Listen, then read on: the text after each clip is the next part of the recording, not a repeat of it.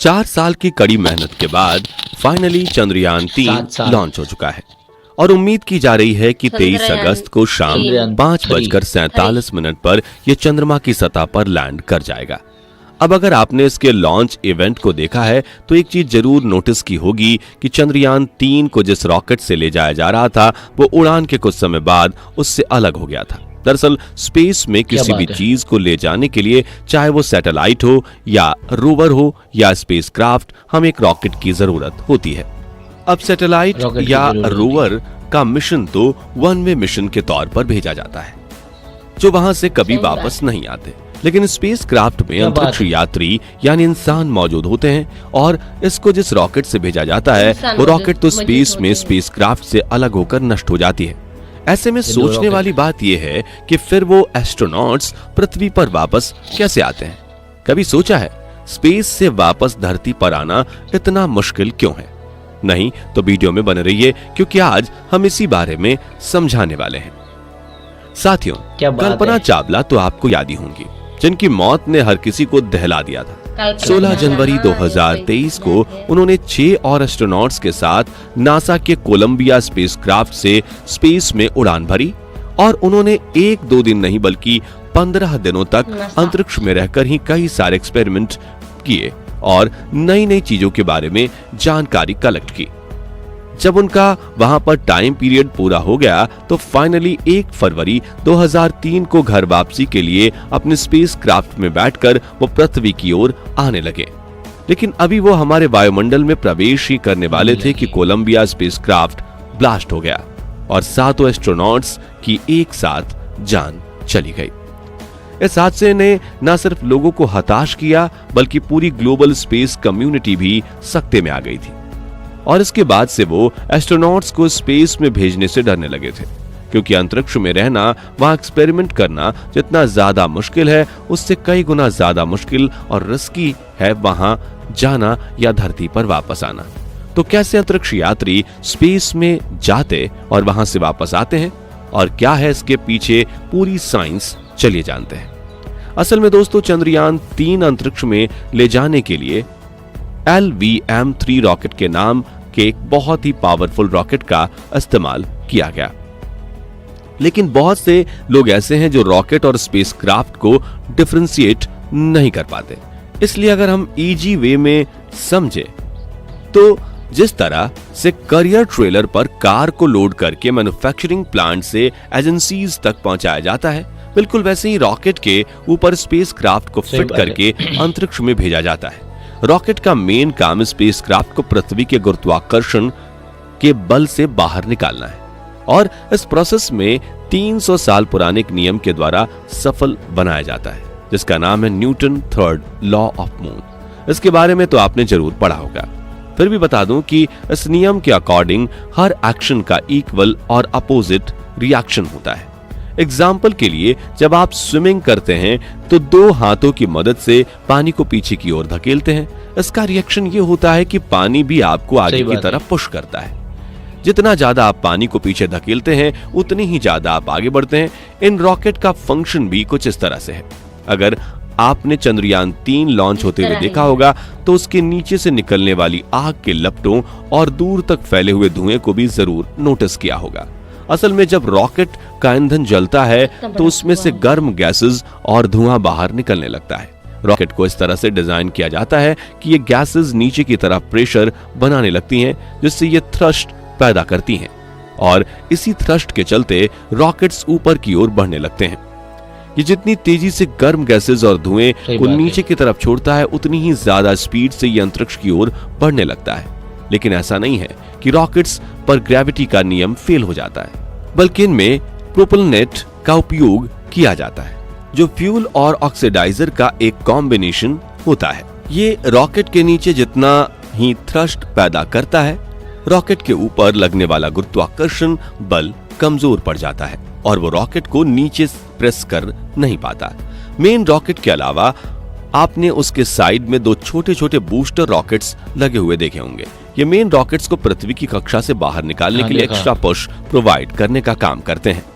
जब इन boosters rockets का fuel खत्म हो जाता है तो ये अपने आप ही मेन रॉकेट से अलग हो जाते हैं। ऐसे में आगे का सफर मेन रॉकेट को खुद तय करना पड़ता है। अब हमने रॉकेट और उसके काम के बारे में तो जान लिया, लेकिन स्पेसक्राफ्ट क्या होता है और ये काम कैसे करता है, आइए इस पर भी एक नजर डालते हैं।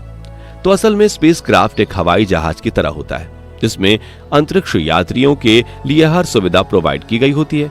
उसमें उनके बैठने और सोने की जगह से लेकर टॉयलेट, रिसर्च इक्विपमेंट्स, खाने पीने की हर फैसिलिटी दी जाती है। स्पेसक्राफ्ट के आगे के हिस्से में उसका पूरा कंट्रोलिंग सिस्टम होता है, बिल्कुल वैसा ही जैसा आप एरोप्लेन में देखते हैं।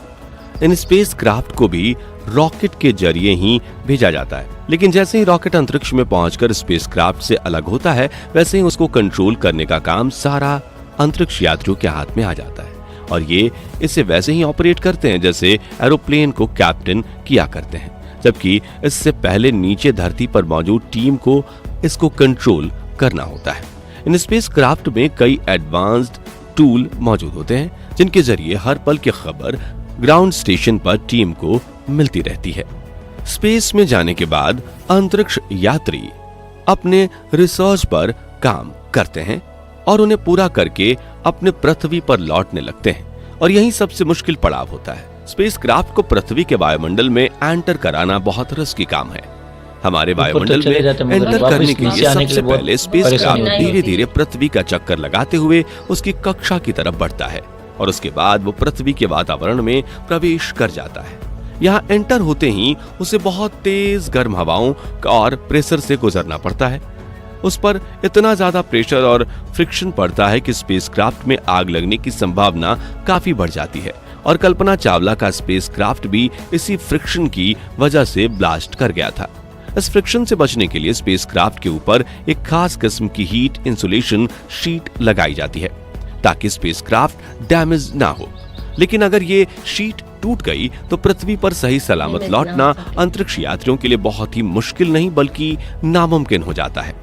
अब बात करें सारी बाधाओं को पार करने के बाद स्पेसक्राफ्ट जमीन पर लैंडिंग कैसे करता है, तो इसकी लैंडिंग बिल्कुल वैसी होती है जैसे एक एरोप्लेन की कराई जाती है, लेकिन इसकी स्पीड एरोप्लेन से बहुत ही ज्यादा होती है।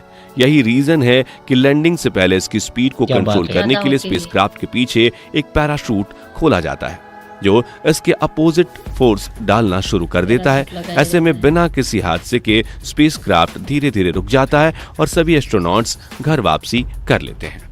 इसकी लैंडिंग के लिए उसी एयरपोर्ट रनवे का इस्तेमाल किया जाता है जिस पर एरोप्लेन्स उतरते या उड़ान भरते हैं और लैंड होने से पहले इसके व्हील्स भी खुल जाते हैं। पर आपकी जानकारी के लिए बता दें कि कुछ स्पेसक्राफ्ट्स को समुद्र में भी लैंड कराया जाता है जिन्हें स्प्लैश डाउन कहा जाता है। जैसे कि चांद से वापस आने के बाद नील आर्मस्ट्रॉन्ग के स्पेसक्राफ्ट अपोलो 11 ने समुद्र में ही लैंडिंग की थी। इसके अलावा मर्क्यूरी, जेमिनी और सोयूज जैसे स्पेसक्राफ्ट भी पानी में ही लैंड हुए थे, लेकिन यह प्रोसेस थोड़ा रिस्की हो जाता है क्योंकि इसमें स्पेसक्राफ्ट के डूबने का खतरा रहता है।